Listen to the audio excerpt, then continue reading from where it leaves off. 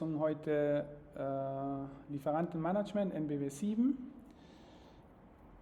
25. September 2023, und wir werden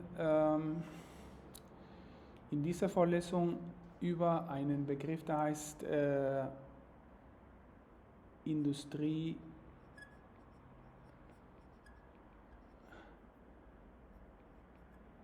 Prozesse 4.0 überwiegend reden. Okay, Industrie in Klammer Prozesse 4.0, eigentlich heißt es Industrie 4.0. Okay, habt ihr vielleicht schon mal gehört? Es gibt zwei Wissenschaftler, die heißen Shah und Ward. Eventuell wichtig für eure Bachelorarbeit, die Papers von denen zu reden, insbesondere ein Paper von 2003. Habt ihr in meinen Veröffentlichungen, gibt es immer am Ende so eine Liste, okay, und da könnt ihr sie finden. Die Leute beschreiben solche Industrie 4.0 Systeme oder definieren Industrie 4.0 Systeme als Systeme, die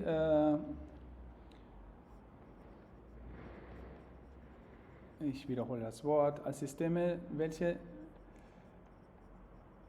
die Prozessvariabilität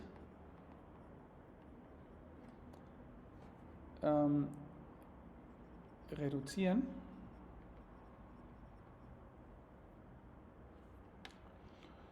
durch einen soziotechnischen Ansatz. Okay? So, und hier gibt es einige Begriffe, die wir im Laufe der Vorlesung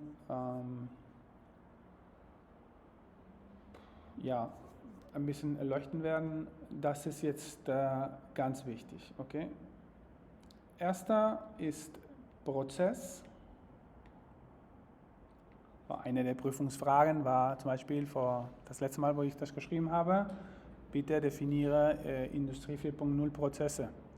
Okay, und dann muss man das darstellen und eigentlich erzählen, was wir hier gemacht haben. Das eine ist das Wort Prozess, das andere ist das Wort Variabilität. Und das wird nichts Neues sein, was ihr schon kennt, aber es ist wichtig, dass wir eine solide Basis haben. Das andere ist die soziale Komponente. Und das vierte ist die technische Komponente. Ihr merkt auch, vieles, was wir in dieser Vorlesung uns angucken, ist ein bisschen eine Wiederholung von, was ihr in anderen Fächern schon gesehen habt. Und das ist auch richtig so, weil wir im 7. Semester sind. Okay? Und nicht gerade am Anfang. Das ist ein interessantes Phänomen, die euch hilft, auch die wichtigen Dinge zu verankern. So, was sind Prozesse?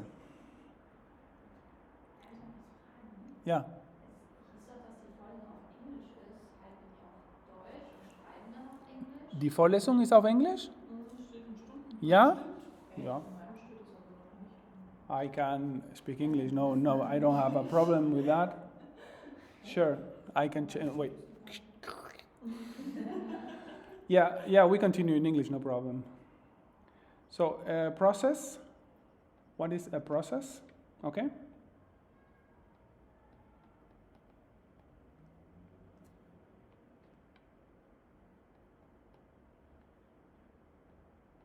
In this context, a process is a sequence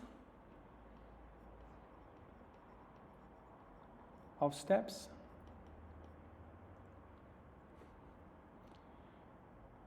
towards a customer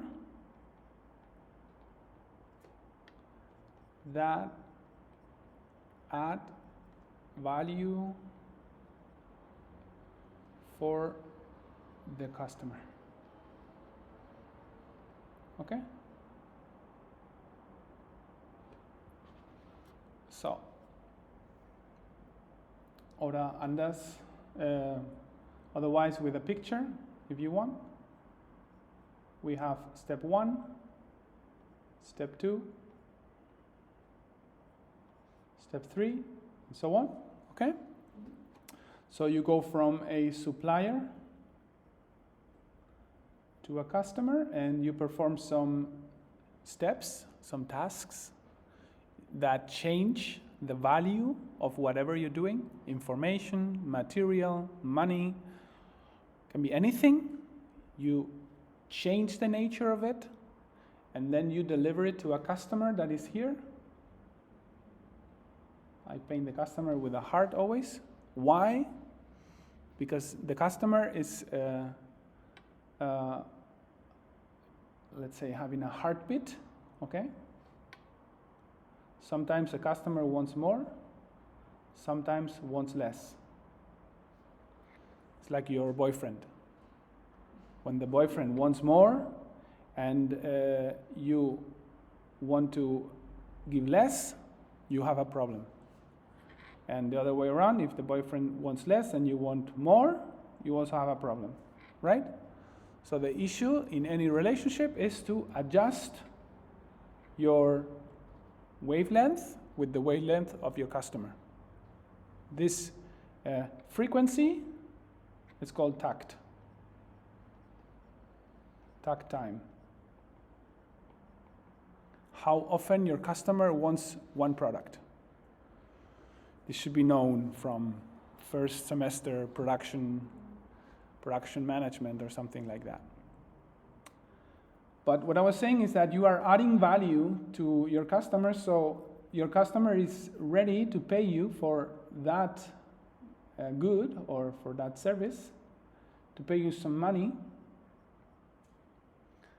And with that extra money, what you do is you reinvest and then you create new markets or you create new revenue, right? So you reinvest in your people, you pay your workers, you buy new materials, blah, blah.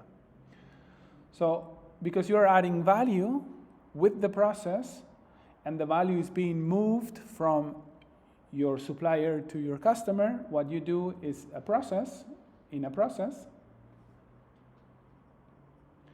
you create a value stream.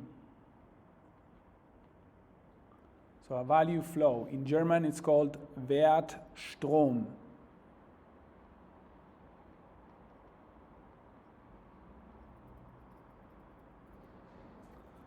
Okay. So whenever I say process, think about a value stream. Think about a Wertstrom, okay? A moving forward of value from, or adding value to your customer. So when we're talking about reducing process variability, what do we say? Well, any process, like we have it there,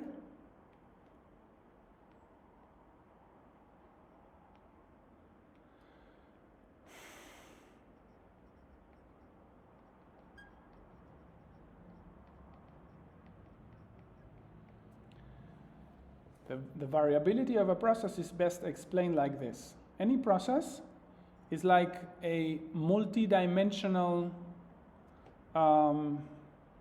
sphere, eine Kugel, okay?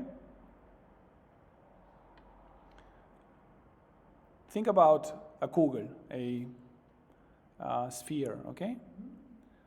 But not only 3 dimensions, think about n dimensions. 1 dimension can be quality, right? So you are in contact with a process and you want to see the process with the lenses of quality. So you look at it with the quality lenses. Okay? So imagine I try to paint it like with one color. Okay? So you look at it with the quality color. Or you look at it from the efficiency color. You're not looking now from a quality perspective, but you're looking at the cost, you're looking at adding value and getting money from your process, okay? So this is the efficiency color. Or you're looking at it from your sustainability product, sustainability dimension, okay? So in order to grasp the whole nature of the process, of this sphere, what you need to do is look at it from different angles, from different perspectives, okay? So what are these angles? How do you measure these angles? With KPIs. We measure variability of the process, value stream. Whenever I say process, I say value stream. Whenever I say value stream, I say process, always. We measure variability of the process through key performance indicators that explain each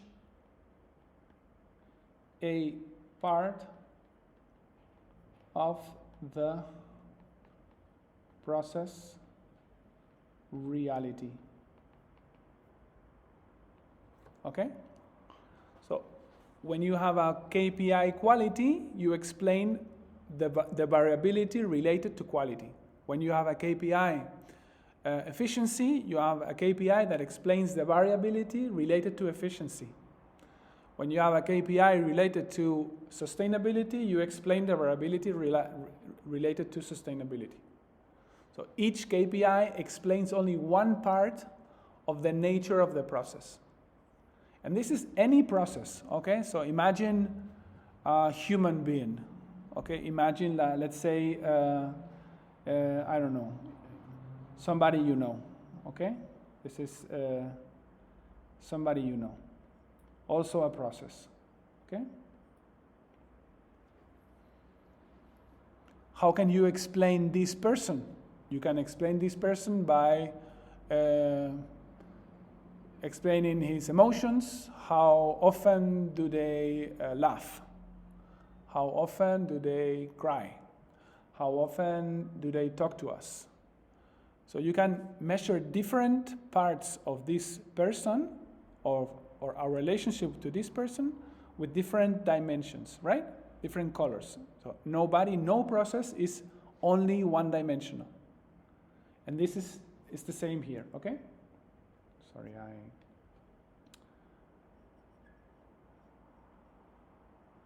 So are we cool? Make sense? So when we explain the variability of a process, we do it with the standard deviation.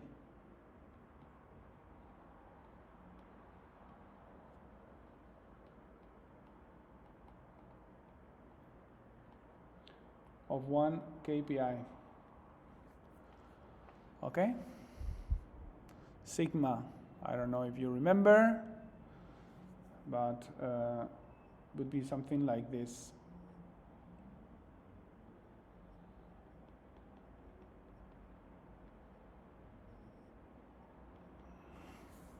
Okay? Long time ago. Make sure you refresh this knowledge again, because it's going to be relevant later. Standard deviation is important. If you do it for one KPI, if you do it for many KPIs,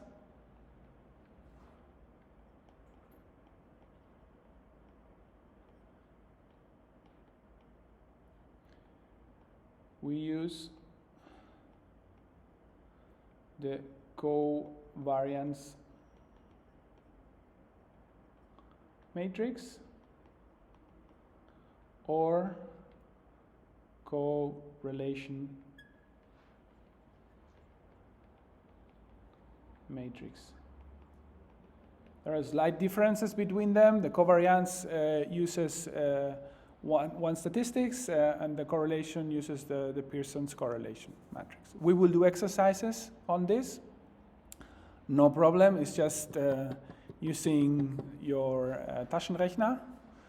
But it's important. Later on, you will use the tools that we are going to learn here. Also, we will learn a little bit of coding to do this with the computer. These tools that you will learn here will save you hundreds of hours. Okay, so it's really focus on your work, not on this, but on your work. Okay, so if you have let's say 50 KPIs and you don't know where to tackle it, with 3 or 4 lines of code, you can very easily get the information you need. Okay? This we will do with Python later in the semester. Okay, not now. I'm just giving you a little bit of. So, the first is the covariance matrix, and the second is the correlation matrix. Okay? Just giving you a heads up. So we have the process variability. When we talk about process, we have a value stream. When we talk about variability, we talk about standard deviation or covariance matrix, correlation matrix. And why do we talk about a socio-technical framework? Because, and this probably you've heard from other semesters, it's important that we put the whole problem into a framework. Socio-technical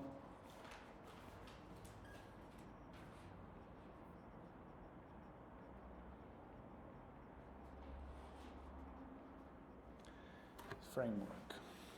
This is super important, okay? Not just for this lecture, but for your life, I would say, in general.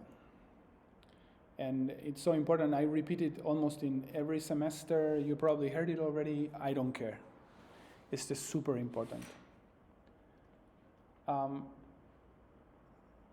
So where's the line here? Here I can draw and you can still see it. Okay, so this is our social axis. This we call social complexity.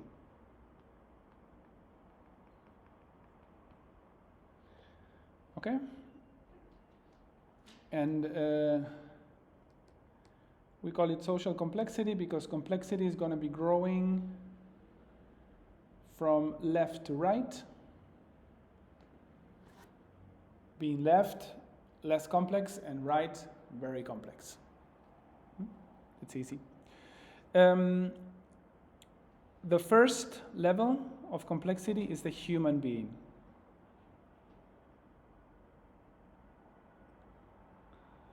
So the person.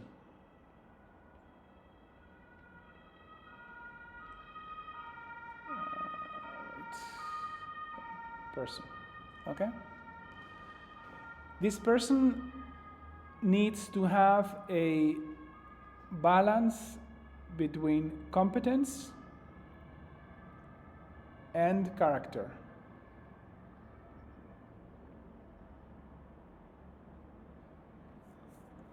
Competence is what you can do, and character is who you are. In any role you play in life, this is crucial.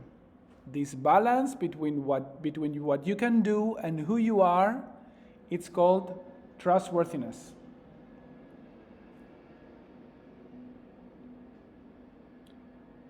TW.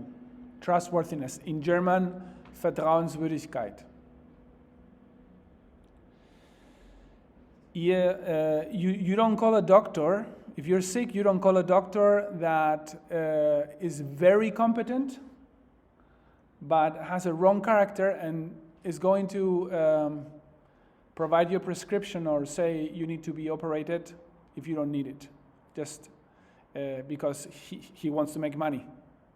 So this doctor has the right competence but the wrong character. You also don't go to a doctor that has the right character. You can talk to him about everything, but he has a competence from 50 years ago. He's not the correct doctor for you. This thing with trustworthiness, with Vertrauenswürdigkeit, is universal. So it applies to anything in life. Whenever you find somebody that doesn't have the right competence or character for the role they operate with you, run as fast as you can. So if you find, let's say, a man that has all the good qualities that a man can have that you ever can imagine, but has the wrong character and is not trustworthy, it tells lies or is duplicitous or whatever, don't expect to change that person. Don't inform or integrate your energy with this person. Run. There are a lot of men around, okay? Why? The reason is that you don't change people, and trustworthiness is something that is fundamental. So don't waste your time with such a person, okay? That's the key point here. You need trustworthiness for the rest of the things. So Vertrauenswürdigkeit ist fundamental für das Leben. The problem is that you guys are being trained to have a very good competence, but nobody's training your character. Nobody trains character. So the character is trained by trial and error. The character is basically trained by, okay, I get a benefit, I do it. And in this world that is becoming increasingly fluid, okay, with internet, with not being in front of the people, you cannot assess correctly many times who you're dealing with.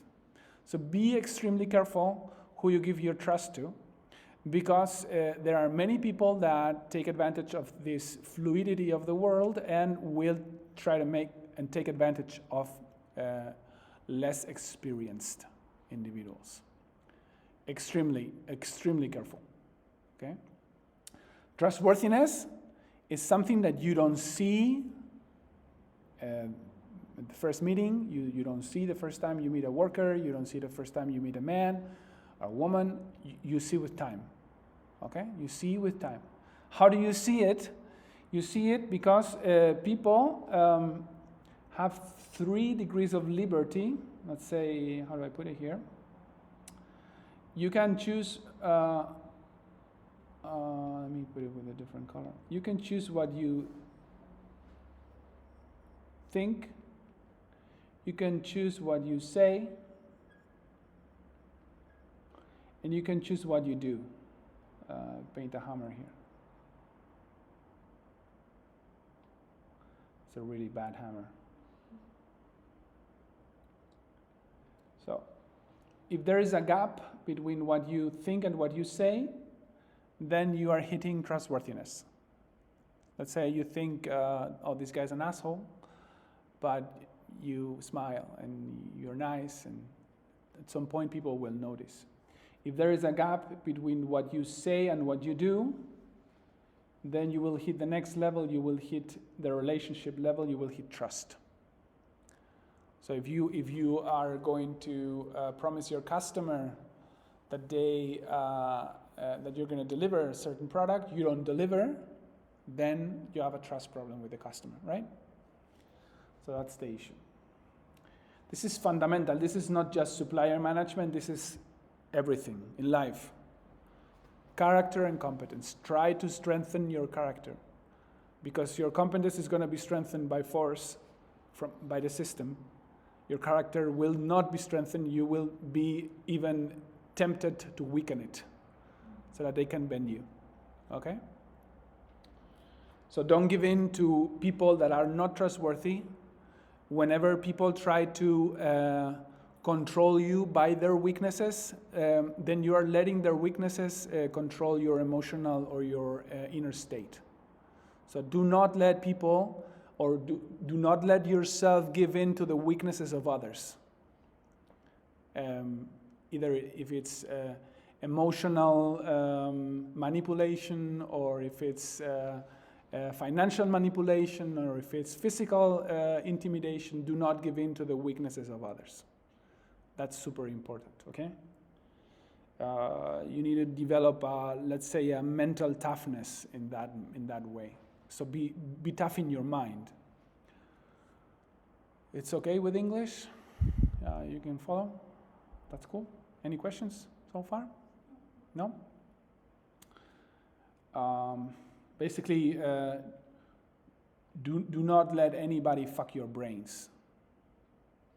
Okay? Do not let people inside. Unless you want to, unless you're sure, right? That's the message. Because there's a lot of evil around. Anyway, the second level is the relationship level.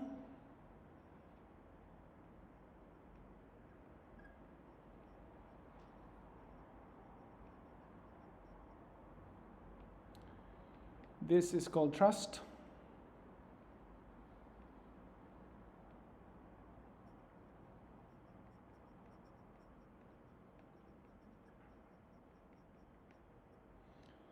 This is the next level, of course. You cannot build trust if you're not trustworthy. I guess that makes sense. If you're not trustworthy, no trust relationship will be sustainable. That's why if you find someone that is not trustworthy, cut it and go on. Do not try to change or something, because that ain't gonna happen. After you're 25, your brain is already formed, so nobody will change it anymore.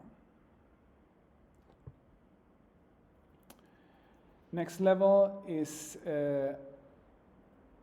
the managerial level. So here's your worker, your people. This is your hand as a manager. And this is management.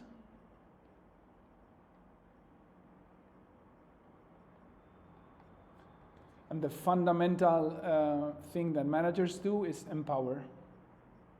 E comes from empowerment. In German, it's called Befähigung.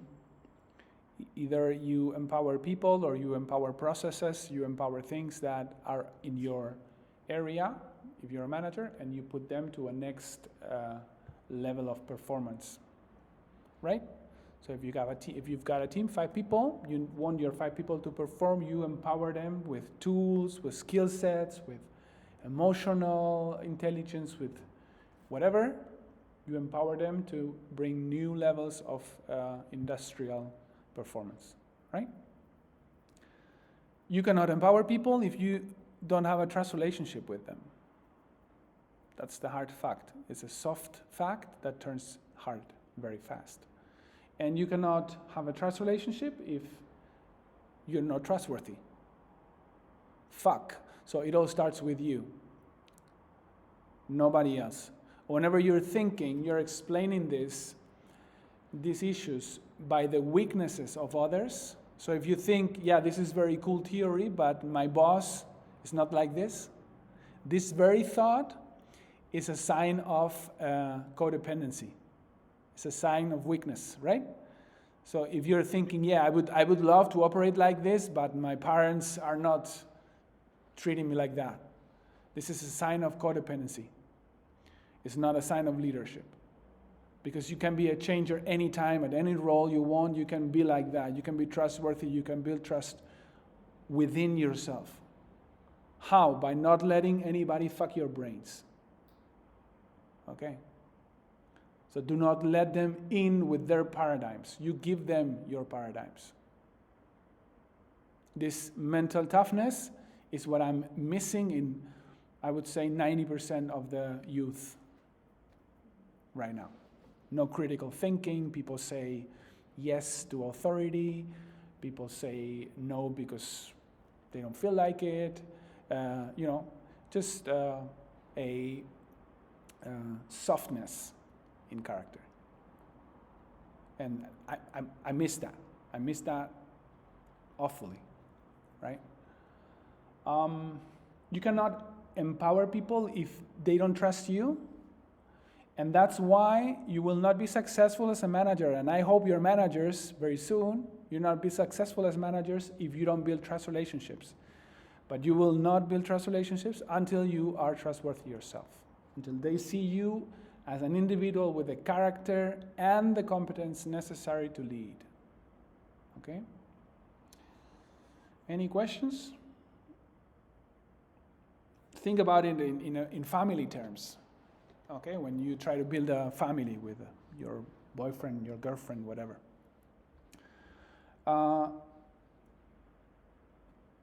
So you're trying to empower each other. You both have different skill sets, tool sets, different strengths, weaknesses, right? So you are in a relationship. And you try to empower each other to get both of you better off than separated. Okay, that's the idea. But you cannot be successful in this plan if you don't have a trust relationship with the guy. And you cannot have a trust relationship with the guy if the guy is duplicitous. If the guy has a double agenda or has the wrong character or whatever, right? So you need to build up from the ground, not just, for the surface. This will fall, this will crumble at some point. Why? Because when you build up something bigger than you, let's say an organization, and a family is also an organization, you have different interests. Let's say Oma, Opa, let's say the father, the mother, the kids, whatever, And in an organization,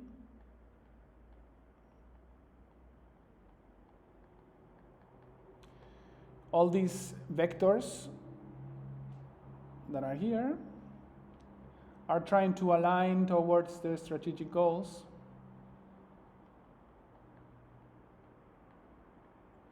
Which are these, is like this point in the middle, okay? In an organization, as I said, the thing going on is alignment. Alignment is a common direction. The efforts of, if we stay at the family, the efforts of the man, the efforts of the woman, the efforts of the grandparents, the efforts of the children are all aligned to support certain strategic goals. Let's say you have children, you want to support the kids to get the best of themselves. You want them to be happy and have a cozy environment and loving environment and blah, right? This is a strategic goal. Just like in an organization, logistics needs to organize with Einkauf needs to organize with production and so on. They all need to align together to get some strategic goal of growth, quality, blah, blah, blah, blah, right? It's the same story. But how in the hell you want to get aligned if you cannot empower each other, if you cannot teach your partner to take care of the kids, okay? Or help at home, or things that are natural, but maybe the guy doesn't know how to do it. He needs to be empowered. You cannot empower somebody with whom you don't have a trust relationship. And you cannot have a trust relationship if you cannot trust the guy because he's not trustworthy. Okay? Same thing in organizations. You cannot attain strategic goals together in a sustainable way without systematically empowering people. You cannot attain that. You cannot empower people if you don't have trust relationship with the people. That means if you don't do what you say you will do, right? Do, say, and think. Think about it. Okay? It's a simple stuff that at the end of the day is super hard to get, right? So whenever you say, yeah, I want to get this strategic new SAP R4 for our new business intelligence department, whatever, and I want to do Power BI, all these buzzwords, bullshit bingo, but you say, no, you do it. I don't need to do it. I am the boss. You do it, or you do it, or you do it. I'm not going to do it because I don't need to do it. I'm still going to be the micromanager, choleric boss that does whatever the fuck he wants anytime. Why should I control myself? I'm the boss. Right? This approach will fail. And the reason why it fails is because of this. Because the guy is not being trustworthy. He says he wants something, but he does not do it. So he's hitting trust. So people will say next time he wants to implement something, people will say no, we don't believe you. Okay. So that's kind of the issue going on. Is that cool? Can you follow? Any questions? You've seen this already, right? In some other lectures. So.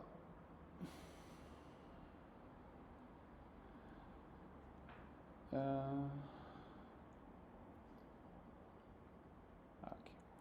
So the other vector, we're talking about socio-technical vectors. The other vector, it's a technical vector.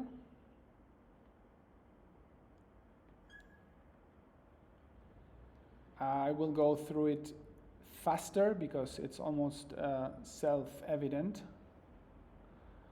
And we will go through this in way more detail later on, probably in the next lecture or in the when we start with our case study. So in 2 or 3 lectures. The first level, this is a technical complexity.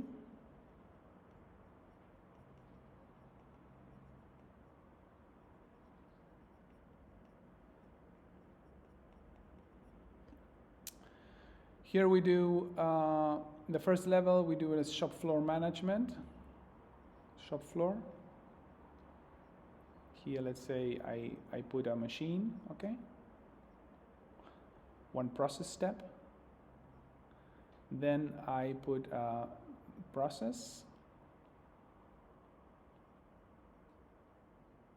Many of these machines put in a sequence. Then I put a factory.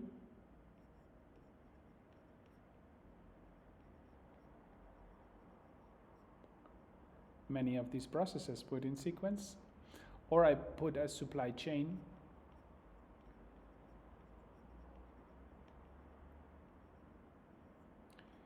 Many of these factories put together.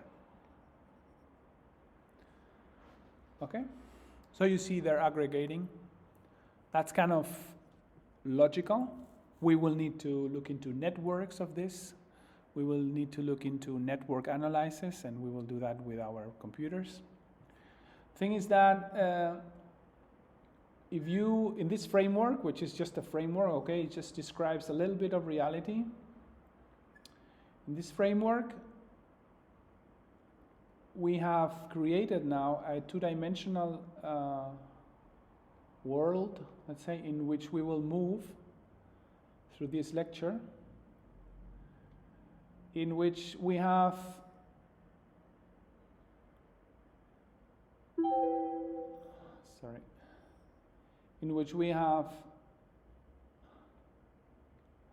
certain things going on, and I will just highlight some of them. But let's say here you are a manager, okay? What was her name again? Jacqueline, you're a manager, and all of a sudden you have people on the shop floor, you have people, processes, many machines, you have people in the factory, and you have people in different factories. You don't behave, Jacqueline doesn't behave the same way with a guy in supply chain management in Japan than with a guy in supply chain management department in the US. Jacqueline is the boss of both, but she cannot behave the same and have success with her manager in Japan or in the US. The Japanese guy, she will have problems convincing the Japanese guy that she is competent. Because the Japanese guy will see women as inferior. Just like that. So that is a fact. And it takes huge amount of energy just to break that wall. Whereas in the US, you're already competent, it doesn't matter, but you need to show it. And it's fuck hard as hell to show it. Okay? So, same person, same manager, needs to have different assets in her skill set and tool set to be successful in both environments at the same time. Because in the mornings, she's talking to the guy in Japan. Afternoon, she's talking to the guy in the US. Same person. And that's mind-blogging. Really. It can drag you down without end. Why in the hell? I'm the same guy. You will come back home and you will tell your boyfriend, your husband, you will say, hey, I'm the same guy, I'm the same person, but they behave totally different to me. I don't understand it. Okay? So you need to be able to paint with different colors in your palette to be successful in different environments. Okay, and that's what I mean with process variability. You need to take the human being into consideration, put it in the middle, and try to understand what the fuck's going on in their mind. Okay, so if you go to Brazil and you don't have on the first day that you're there, let's say a churrasco, a barbecue with them, then you're out. If you do that and you go and have a churrasco in Japan with the manager, you're out. Right? So you need to know what to do and when, where. And it's a lot of things that are not only knowing your business, it's also knowing the soft dimension, how to build trust with people. Okay. So the same thing going on with relationships. You fly into Brazil. I fly into Brazil, young manager. They the first thing they do, they drive you to a barbecue. The next thing we do, we go to a disco. Okay, cool. In Detroit, same thing. They go have dinner and they take you to a striptease club.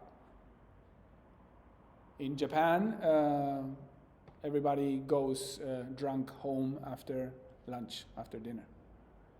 So,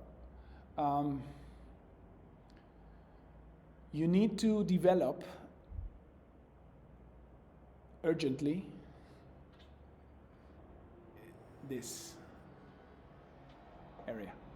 This is not being taught to you. You are not aware of the amount of mental toughness that is needed to succeed in business. And it might break you even if you're experts in your field, in the technical complexity. It will break your brains, it will break your soul if you are not able to cope with the human side of it. Okay. So in the next lecture, we will look inside the person. Psychologically. What you need to develop psychologically to be a successful supply chain manager. Okay? So I think it's super important, more than talking about technicalities, more than talking about systems, more than talking about, I think it's very much more important that the first thing we settle is the human being. Okay? So we will talk about psychology next lecture. Psychology of the supply chain manager. Right? We will move here. And I will be talking about things like character, talent, skill set, tool set, stuff like that. Okay, really soft, if you want, stuff. But I think it's super important. Otherwise, you go out, you know a lot of things about SAP, but they will break you like a stick. because there are a lot of guys out there that know the tricks how to break young people. Okay. And 6 months out there without proper training, and you're broke. And then it takes a longer time to bend back again the bamboo. The other way around, if you know the way things happen in the brain, then you will be able to adapt yourself, and you will have the skill set, the tool set to defend from the aggressions that you will be dealing with. Because aggressions almost never come from the technical side, they almost always come from the social side, okay? So I have 3 girls here now, demeaning comments, making you feel less, making comments about your appearance, making comments about your intelligence because of gender. This you must have absolutely 0 tolerance with.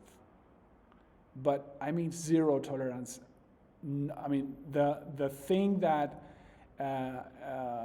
is happening, is going on whenever a man makes a comment about a woman's looking aspect or demeaning comment, is just a sign of weakness, of fear, okay? And as I said in the beginning, you should not let the fear of others control your emotional state, okay? Because you're adults and you are in control of your emotions, okay? So if you do not let the fear of others, the weaknesses of others control your emotional state, you control them, okay? And the way to do it is just fire back. What the fuck? I don't tolerate that. Okay? Ich werde das nicht zulassen. Und das nächste Mal zeige ich sie an. Bam. Okay? Am Anfang, in the beginning, the first time, it takes courage. If you're young, if you are not very experienced, you want to be liked. You don't say things that you maybe should say. But that's a trap. Okay? Develop courage. Develop character and slap back. Otherwise, it does not stop. Makes you feel smaller, and then you're in their frame. Okay? And you don't want to play in the framework of others, you want to play in your framework. And your framework is competence, and that comes with a strong character and a strong attitude, okay? And that's what I miss, and that's why I think it's so important that we focus on that first, okay? Is that cool? Good, then I stop.